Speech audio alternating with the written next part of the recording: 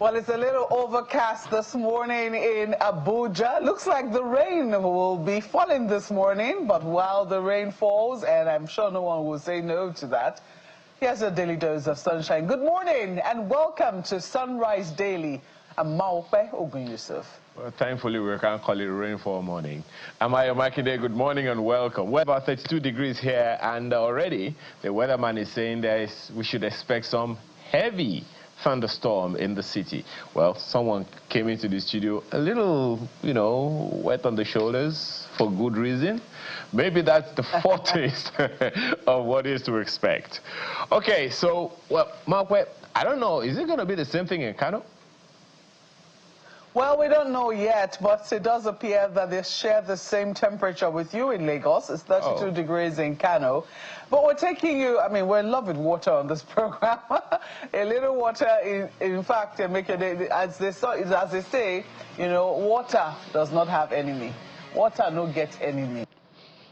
No matter what it is that water does to you, whenever it is you do not have it, you certainly will look for it. So we're taking you to a water body this morning, all the way in Kano, in the Gwazo local government area. Is this dam? It's called the Fada Dam, or the Fada, however it is you want to pronounce it, in Kano State.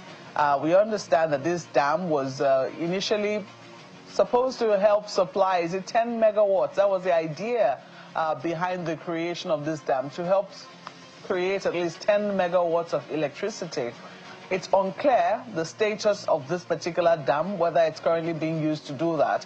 But what the residents in Kano are quite concerned about, especially in this local government where the dam is situated, is the safety risk associated with the fact that there is no barricade around the dam, and as such it's been linked with certain fatalities. One of them occurred in 2022. They said a car just ran from the road and, plunged straight into the dam, killing so many people. So while we bring you the beauty of this dam from the aerial point of view, we're hoping that the authorities will remember that, a certain amount of money was invested, perhaps a substantial amount of money was invested in this place to make sure that Nigeria has an additional 10 megawatts of electricity.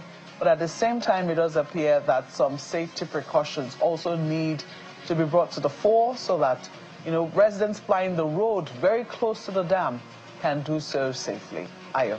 One thing that excites me, while all these, serious issues that you have raised are right there, some people probably never believed, Maokwe, that you can find, water bodies in different parts of the country, including in Kano State. Well, there you have it right there in your face. And I'm also glad, Maokwe, that you highlighted the fact that it is in a particular local government area of the state, Gwazo local government area. The question then is, what are the officials, the community people, how important do they consider this water body to their own ecosystem or their own economy? That's another thing that I think we should consider. While we can take it for granted, we can take for granted that, there will probably be some farming activities around here, some form of farming activity or the other. The question then still arises as to the importance of which the people themselves, the people in the community development associations, the local government authority, over the years, how much importance do we, attach to this beauty of nature? Who would have thought, Maokwe, that this dam, if without the name tag, who would have thought that this is in Kano State? Just who would have thought? Well, there you have it in your face. Take it in for a bit.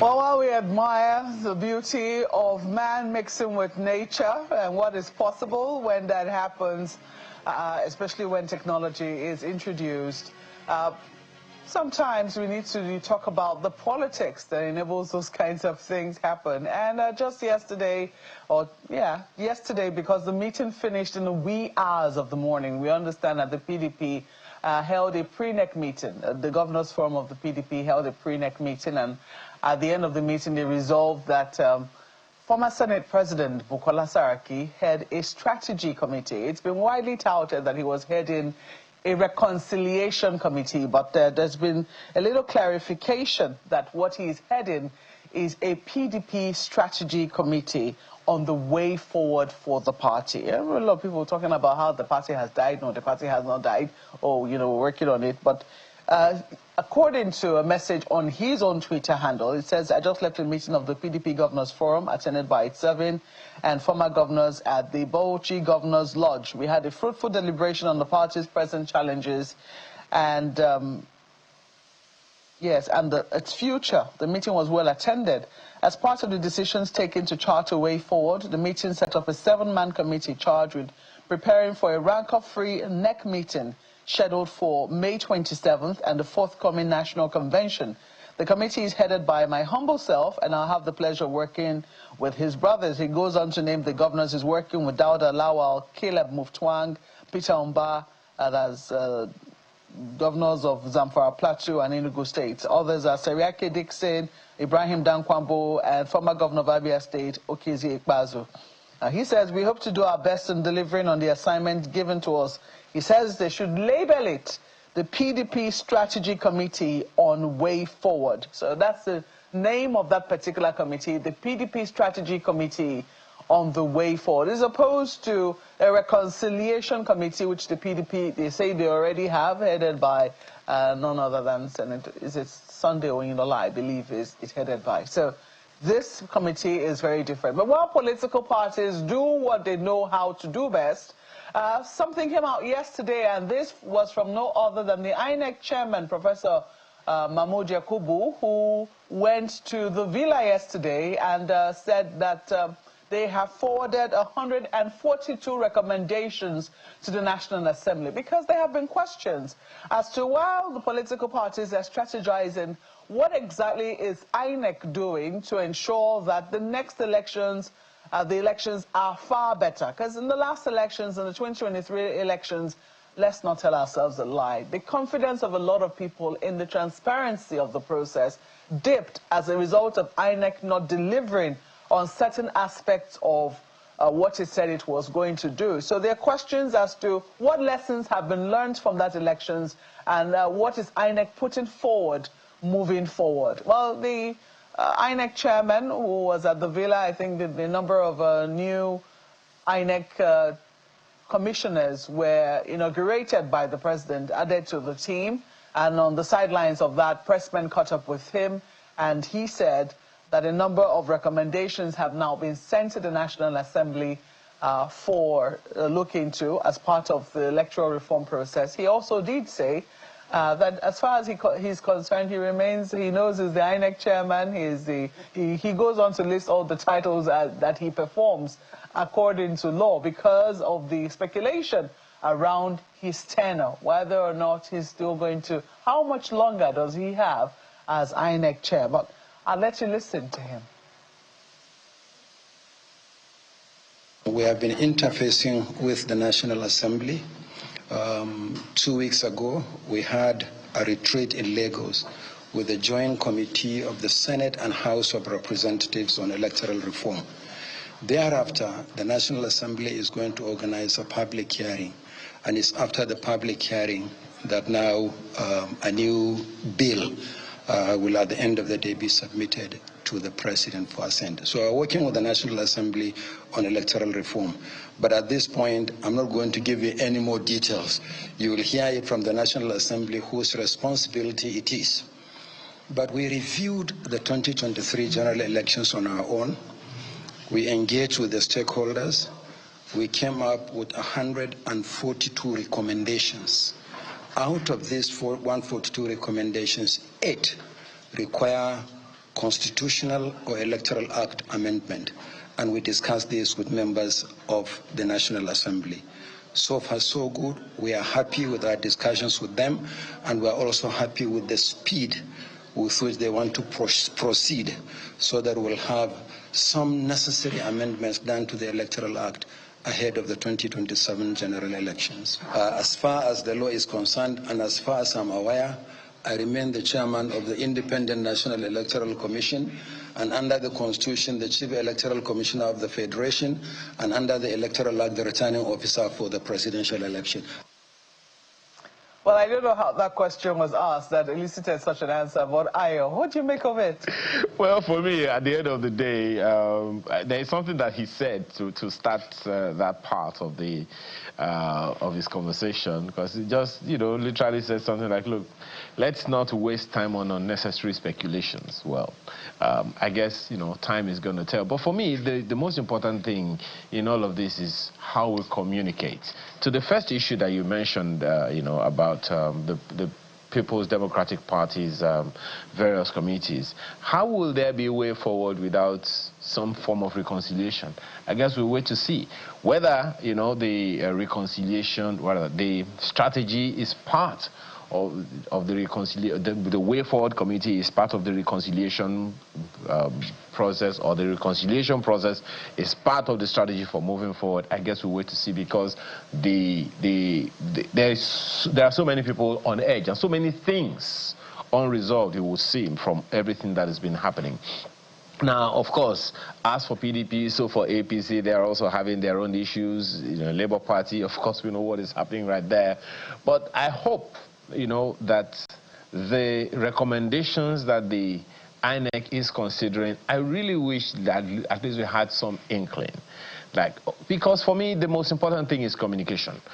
You said something quite salient the other time, Malcolm, that the credibility of INEC dipped as a result of some of the things that people, observed, or the perceptions that they held and probably still hold. Now, important thing for me here at the end of the day is communication.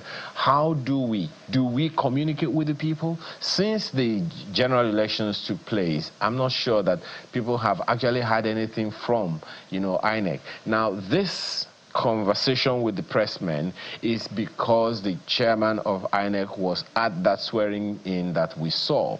Now, if that hadn't happened, would we have had this kind of information from the INEC chairman? That's another question. So for me, the most important thing is to communicate with the people. Let the people know what is happening. Everyone will hold their opinions, irrespective. But right now, the only INEC we have is the one that we have. And we cannot have elections without this INEC.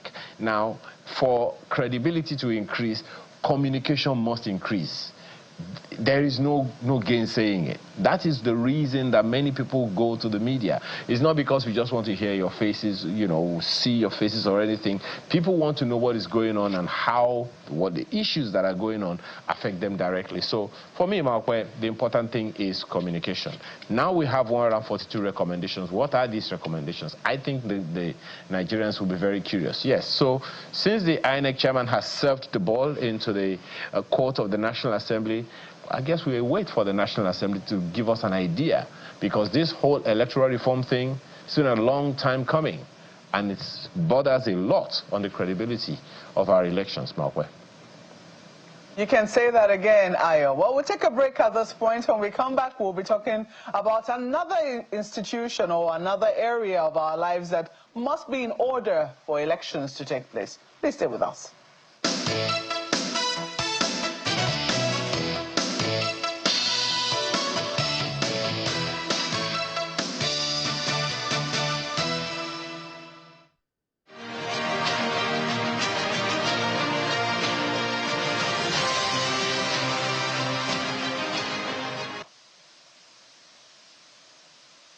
Yes, security is a challenge. It's a challenge for this country right now.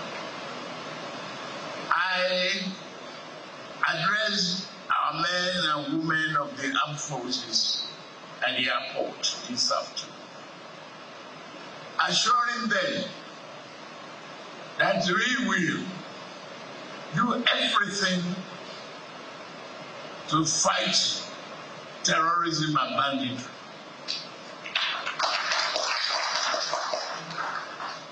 Yes, we will invest more in technology. We will take over all our forests. We must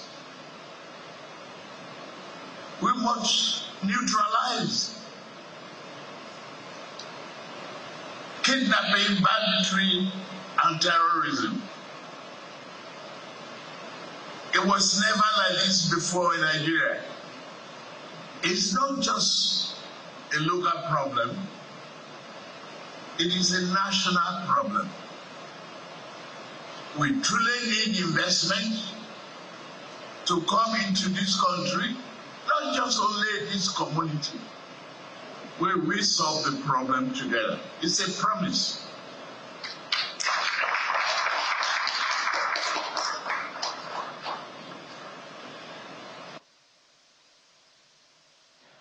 Oh, that's President Bola Ahmed Tinubu addressing the issue of security when he went to Katsina State about 2 weeks ago. And you heard what he said there. He did admit that security continues to remain a challenge. And then he outlines what it is that they intend to do, talking about taking back the forest, investing in technology, and neutralizing banditry, kidnapping, and terrorism. I think for a lot of people, the question is how?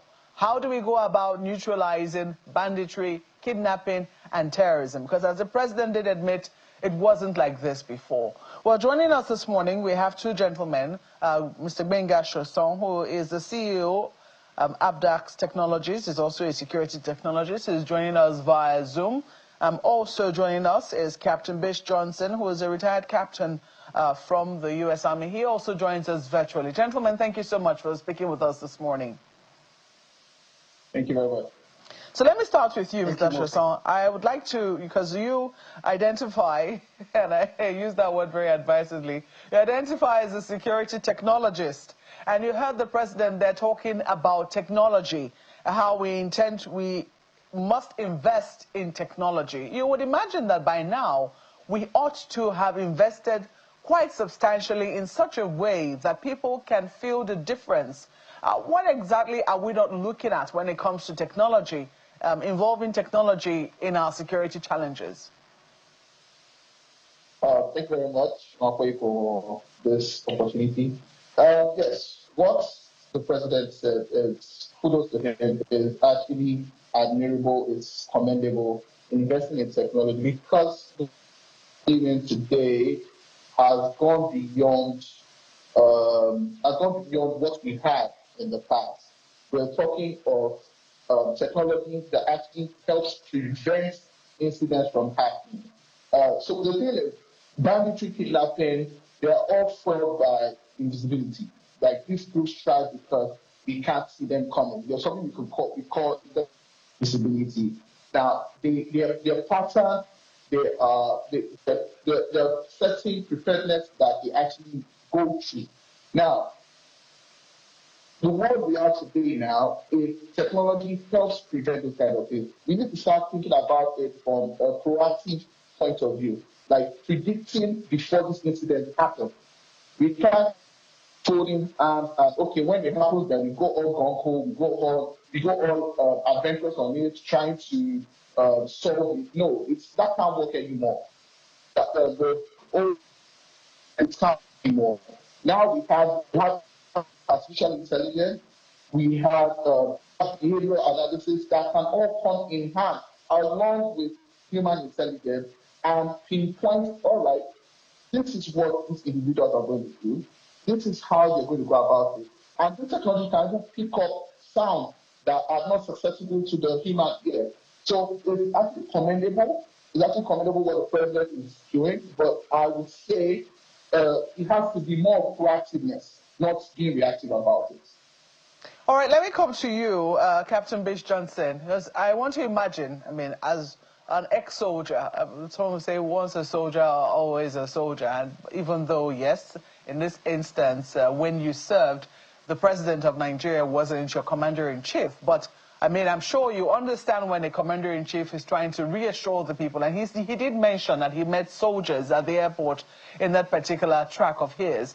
I'm wondering, you know, as an ex-soldier, listening to the president, did you think that he really is determined to end the issue of insecurity in our land? Okay, Mokwe, thank you for having me on this program. Yes, every president, every commander-in-chief takes office to succeed. They take office to serve the people. At the end of their presidency, they may not meet the expectations of everybody, but they will meet expectations of certain individuals. And there is no nation that is built in one day or overnight. It takes a matter of, this president does this term, does his presidency, another president comes on board, builds upon it, and you continue to build it like that, block by block, neighborhood by neighborhood, city by city, and then you have a country. Yes, I would say that the president is committed and determined to assist members of the law enforcement, the military, and the intelligence community in enhancing their operations in order to be able to take control of security of the country, because that is his first responsibility. His first responsibility is protection of lives and property. He can't be a successful president if there is insecurity everywhere, because every other thing depends on having a secured country where people can go about their normal businesses. The president has talked so many times about bringing investments to the country. Investments can only come into a stable country, a peaceful country. I'm not telling you that you're going to have an absolute security in Nigeria. There is no country in the world where there is absolute security.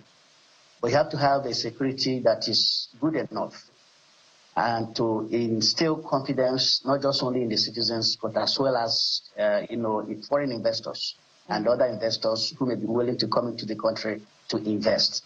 And by so doing, they will be creating employment opportunities for the citizens of that country. And the citizens of the country have employment. Those who maybe have been tempted to join or commit crimes will be engaged, and they will be busy doing one thing or the other. So that's how, you have security in a country. So when the president talked about building the capacity of our armed forces, because that's the way for them to function effectively, you have to build capacity. And the way you build capacity is by increasing the number of personnel and also equipping them properly. Increase the number of personnel, you train them, and then you provide them the tools, the necessary tools that they need to succeed.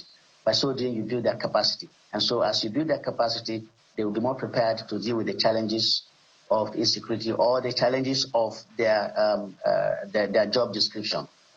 I think so it's very... as a person, I have no doubt that the president is committed to doing that, because if you look at the amount of investment that has been done in the security sector, not just the armed forces, the police, the immigrations, the civil defense, it had gone up, considerably over the years since we started having this insecurity problem.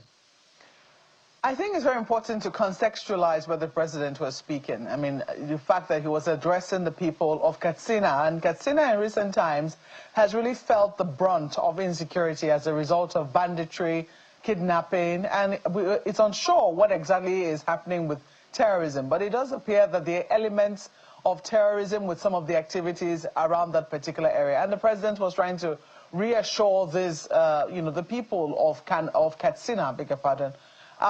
For you, you have already said you think that the president, would want to succeed in that particular area. What else needs to be done? I mean, after the president has spoken, to reassure the people that, of course, and he's seeking their support as well for them to be able to tackle it together. What should be the next few steps to build on the words of the president to bring the confidence that the people need to be able to go about their normal duties? Okay, there has to be immediate actions that will be taken. So it will be immediate, intermediate, and then long-term solutions. And the reason why you have to have it like this is because the people need immediate reassurance, which is what the president is doing, was doing in Katsina, is to provide that immediate assurance. He's the father of the country and the commander-in-chief for that matter, so his words do matter. Now, there have been, surging of personnel and assets to some of all these flashpoints. But the problem with that is that anytime you surge personnel or asset to a particular place, you are pulling it from a different place to that other new place, right? But it's an immediate solution, because you have to go in and at least stop whatever insecurity is going on in that place before you now build on the intermediate, and from which you now build on the long term. So surging of troops, surging of assets to the various flashpoints is an immediate action that has to be taken. However, that is not a permanent solution to the problems that we are facing right now. The problems we are facing are multifaceted. It's not just only kinetic measures. You still have to look at the non-kinetic measures, which are issues of governance, local government structures, effective local government structures. The president said it has not always been like this, and I agree with him. It hasn't always been like this. There was a time Nigeria used to be a very, very stable and peaceful country, until we now hijacked some of our institutions and eroded them. Some of those institutions include even our religious institutions. What messages are they putting out in churches and mosques? Our traditional institutions used to be part of our security architecture. Then the local government structure and stuff like that. We have to get back to those old days where all of those institutions are allowed to function effectively outside politics, okay? And then we look at our border. Our border is very, very, very critical. Very critical. You listen sometimes, they say some of all these criminals don't speak any Nigerian language. You know, it means that maybe they're coming from outside the country. So we have to secure our borders.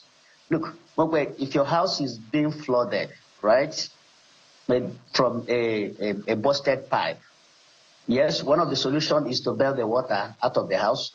But as you're bailing the water, more water will be coming in. So the best way to stop the flooding is to look for the valve that supplies that pipe water, and you shut it. Once you shut it, you have isolated your house from the flood. So what we need to do is to ensure that our borders are secured. You know, the Minister of Interior is doing a fantastic job, in particularly in areas of those who are trying to enter our country legally from legal points. But our problem is not mostly with those who are coming in through legal points. Our problem is mostly those who are trying to come in illegally. And that is where they bring in all these weapons of choice that they use to ferment all this trouble around all these, particularly those border areas and other flashpoints in the country. So we have to invest in border management and border control. That is very critical, but that will take some time. It's a long-term solution. That's why we must build on the immediate and then intermediate, even as we are providing the long-term solutions to these problems, so that the solutions can be lasting. If we don't have the solutions lasting, we'll just find ourselves running in circles like we have been doing in the past years. Let me go to Ayo in Lagos. I know he also has questions for you. Ayo. Well, I'd like to ask, thank you. I'd like to ask Mr. Shuson, this whole, technology thing that we are talking about, infusion of technology into our security apparatus. Natural question anyone would ask is are we hearing this for the first time? What is it that we are supposed to be doing that we haven't been doing? It would seem as if the insecurity challenges they just change shapes, they shift shapes in various parts of the country. In one part it is, this kind of insecurity. In the other part of the country it is this kind of security. It would look like it's like a trade that is manifesting itself in different products. Is it like we lost sight of the real issues? Is it that intelligence has not been working? From your own understanding and your experience, what have we been missing, Mr. Shuson? Okay, so I'll start from the point of what kind of intelligence has been gathered. The intelligence that has come through, because there were instances where we have seen error bombings that have happened. Now, some of this technology that has been invested in has not actually been for the African market. We bring in technology from whatever foreign countries that exist and expect them to work here.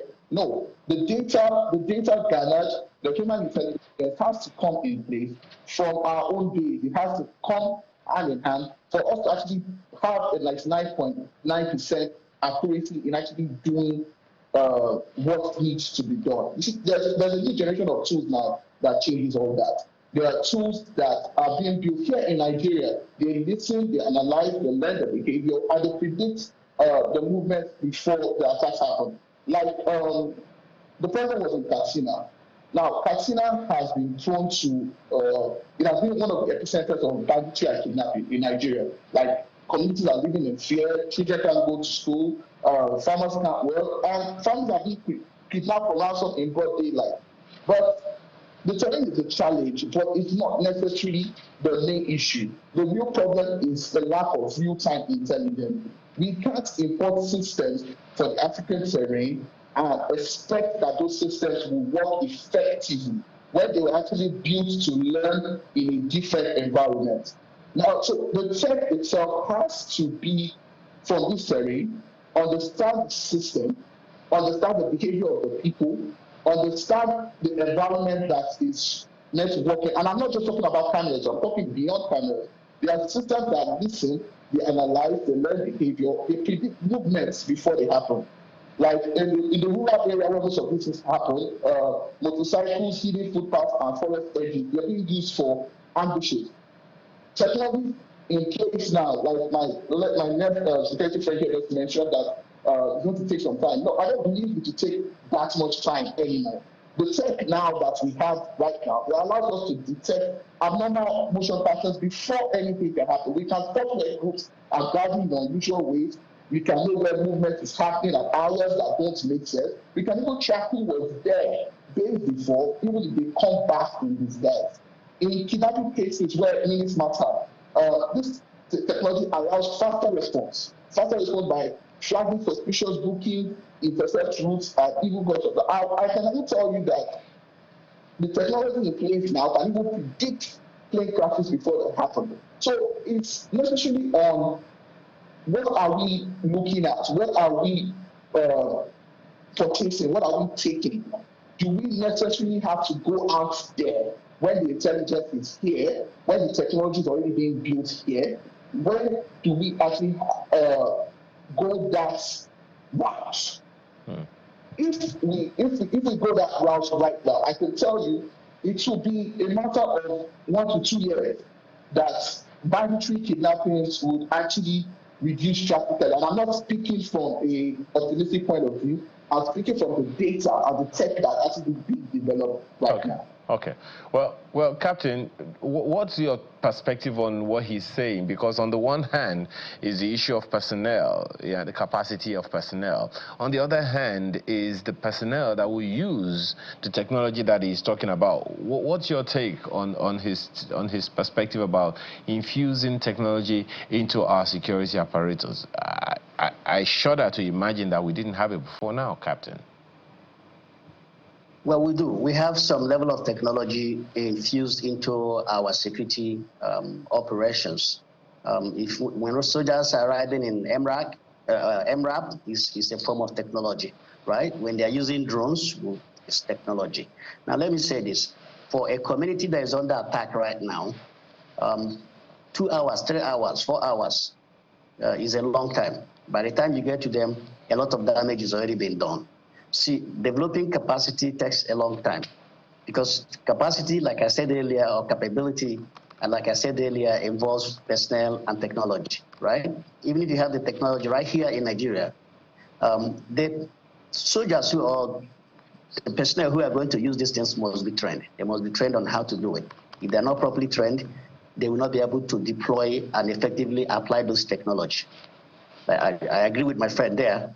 There are some local technologies that can be, adopted into our services, but those technologies are not coming from within our armed forces. It's still going to be like the private sector that is doing that, and it's like that in every country. All of the equipment that we used in the United States military were never built by the United States military. They were built by the private sector and adopted into the service. And the personnel must be trained on how to deploy and effectively apply these technologies. So it takes time.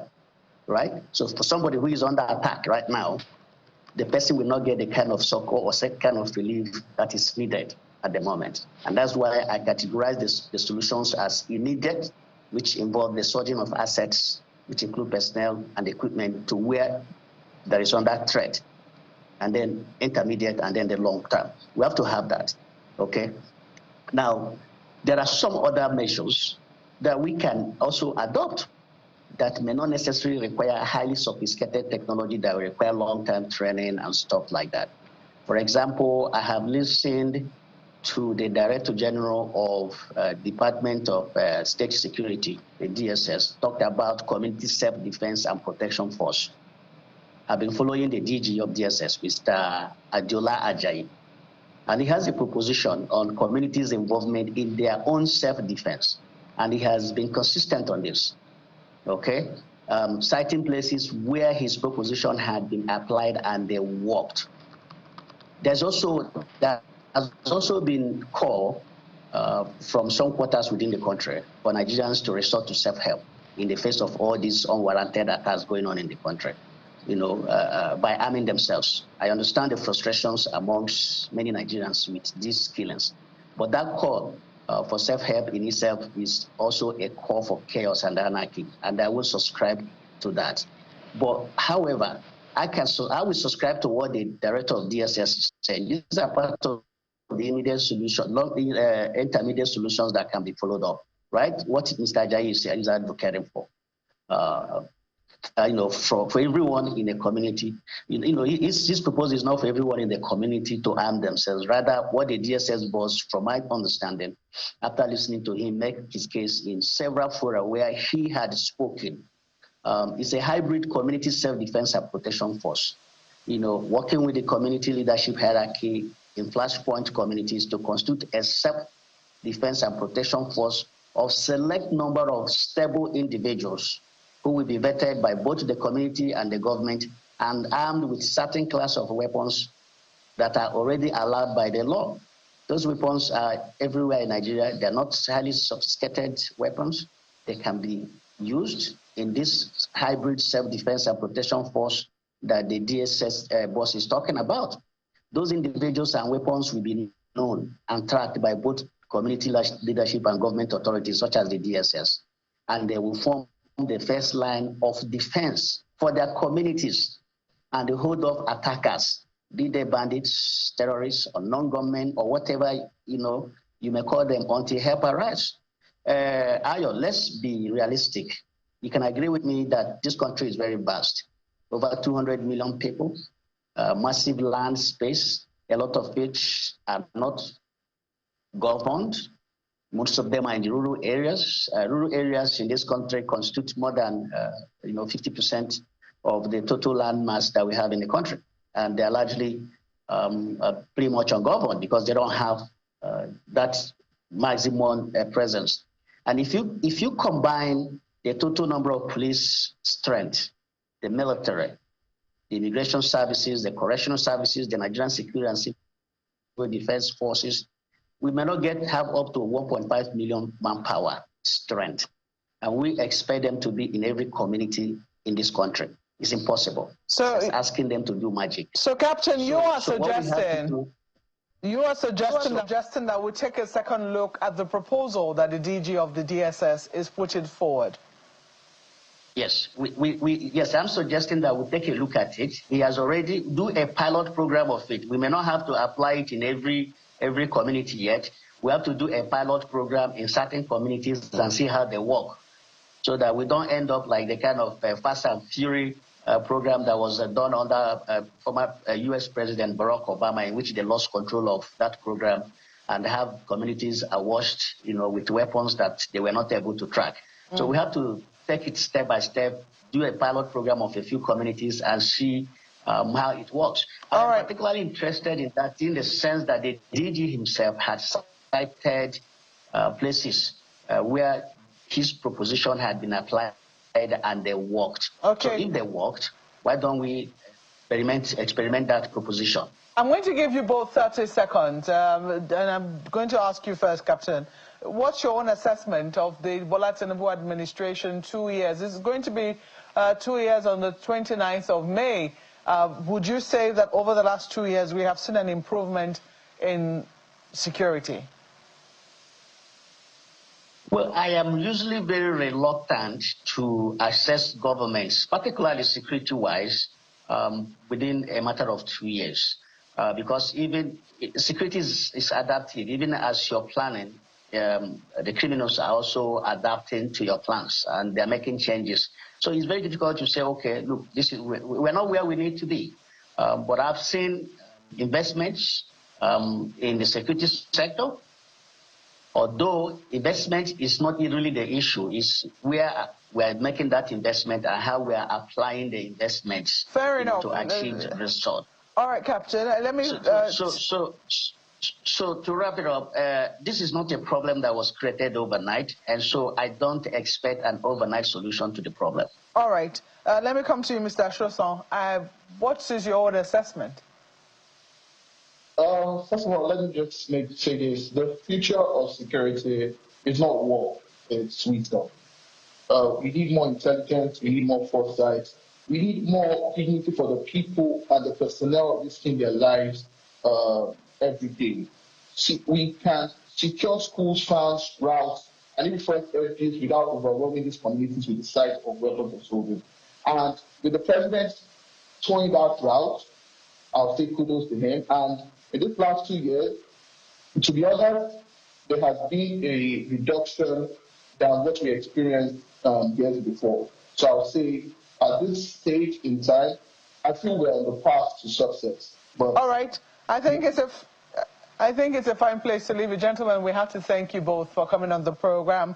Mr. Gbenga Ashosan is the CEO of Advax Technologies and is also a security technologist. Captain Bish Johnson is a retired captain with the U.S. Army. Thank you so much, gentlemen, for coming on the program. Thank you very much. Thank you for having me. Well, we'll flip over to Lagos now with Ayo, because he's changing gear to politics. Ayo, over to you. Well, thank you, Makwe. At the end of the day, all of security and everything is made possible through the policies that have to be enacted or put in place. Now, what better way that we have chosen than through politics to facilitate our democracy?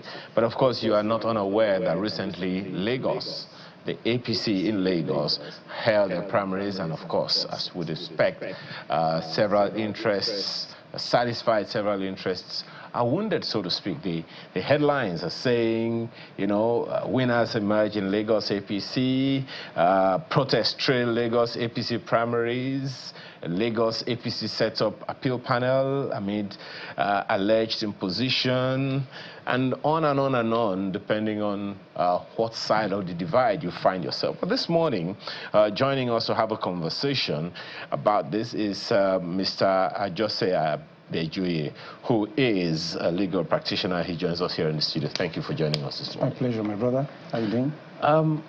The one recurrent question I've asked is, why does it seem difficult for us all, so to speak, to sit down, agree on how we want to run our lives or live together or work together or do whatever together without any rancor? Even where you want to be polite, you want to be orderly, you want to follow the rules, it might be difficult to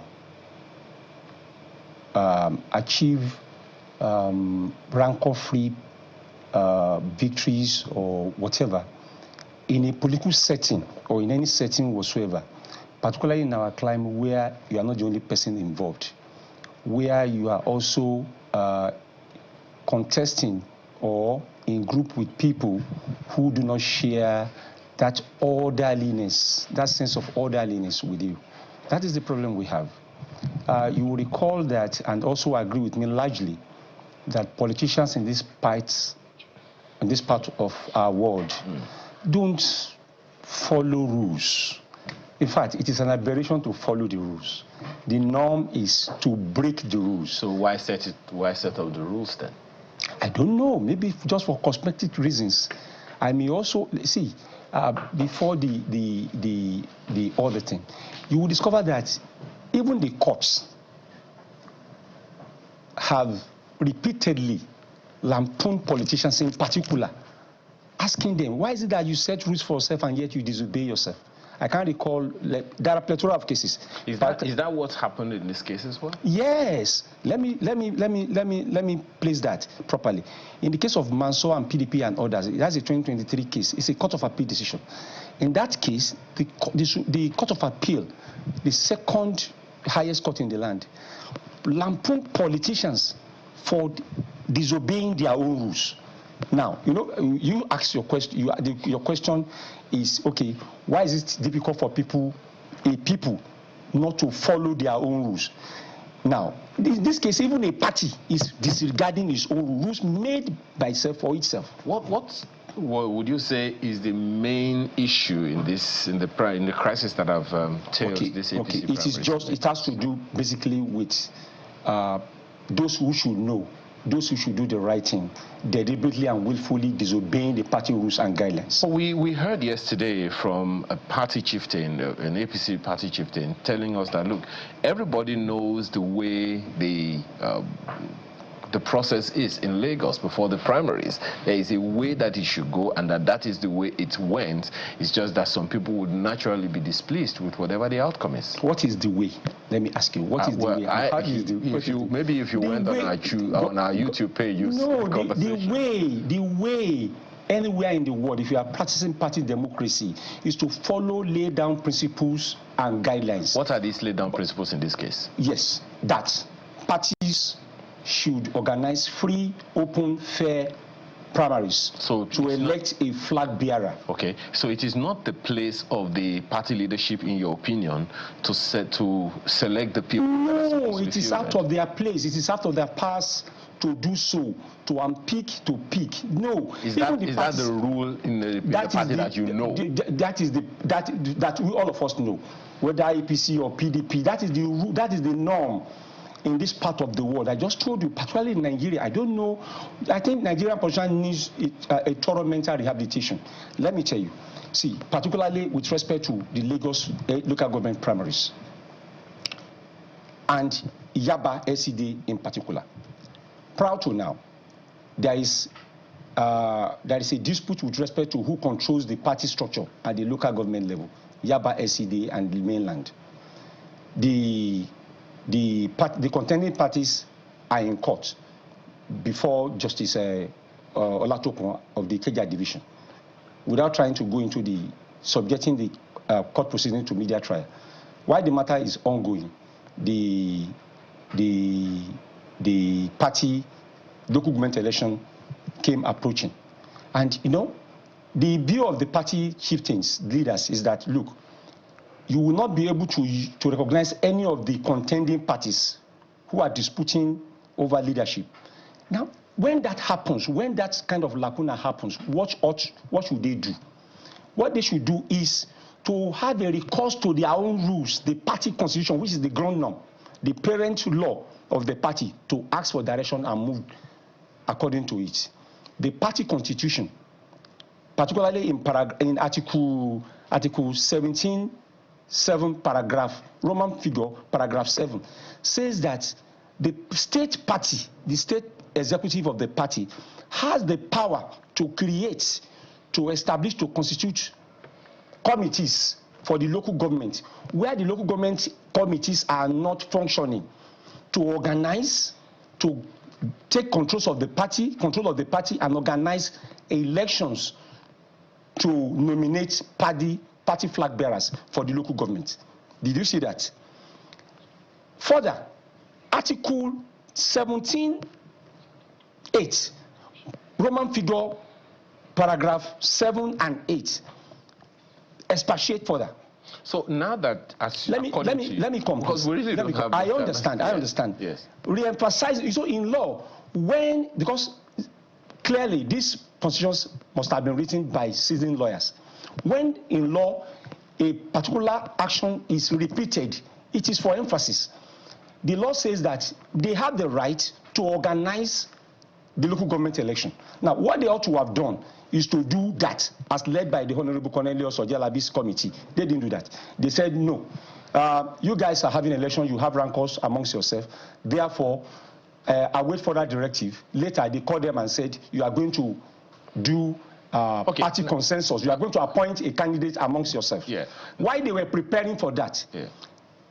a rumor emerged that one of the sons of the leaders of the GAC, Governance Advisory Council in Lagos, as led by Prince Kayode Olusi, so one of the sons of one of them, in the person of Bayo Adefuyi, the son of Senator Anthony Adefuyi, had been selected. Mr. Abejoye, you are a lawyer, and you know the party you are talking about is not here. So mentioning their names, on TV is rather indicting.